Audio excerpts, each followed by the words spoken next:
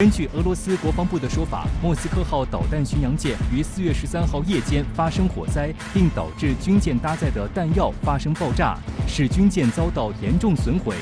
虽然最后大火被扑灭，舰上人员全部撤离，莫斯科号在被拖往目的地港口的过程中，由于船身失去稳定性，在狂风大浪中沉入黑海。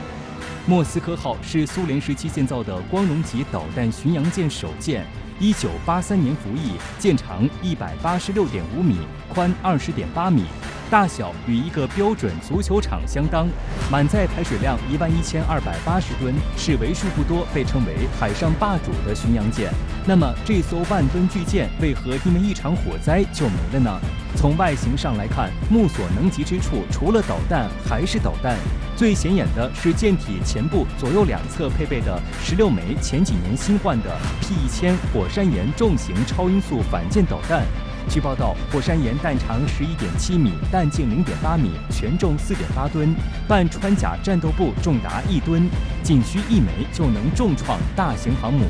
除了火山岩反舰导弹以外，莫斯科号还有8座装填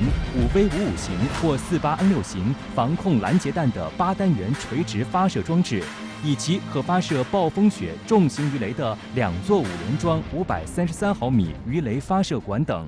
都是火力强大的大家伙，俨然海上移动的弹药库。可见，不管火灾引发哪一款武器爆炸，后果都非常严重。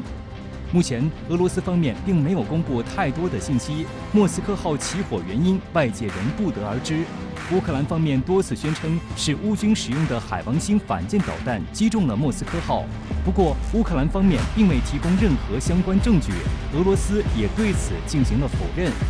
有分析指出，综合莫斯科号此前的运行情况，不排除是由于高强度的值班造成内部故障起火。它开始2月初在黑海方向进行了演习，是针对北约的演习。然后呢，在2月的中下旬呢，就开始了俄乌的这种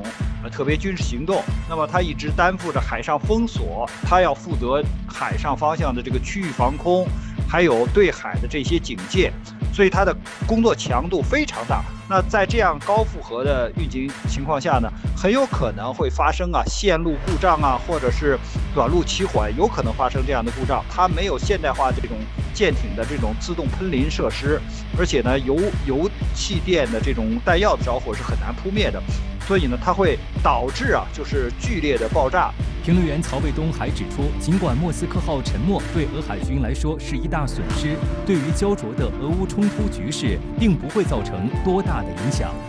因为我们看到，双方主要交战呢还是在陆地上，而在海上方向呢基本上没有交战，因为这个应该说乌军呢已经失去了制海权，就是他没有从海上往陆地上运送兵员、运送装备，或者是把人员从这个海上方向撤出，他没有这个能力了。现在全掌握在俄罗斯的军队手中，所以莫斯科号的沉没呢，对真正的战局来讲没有太大的影响。发射巡航导弹的话呢，它有其他的驱逐舰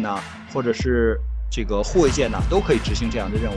包括有些潜艇都能执行这样的任务。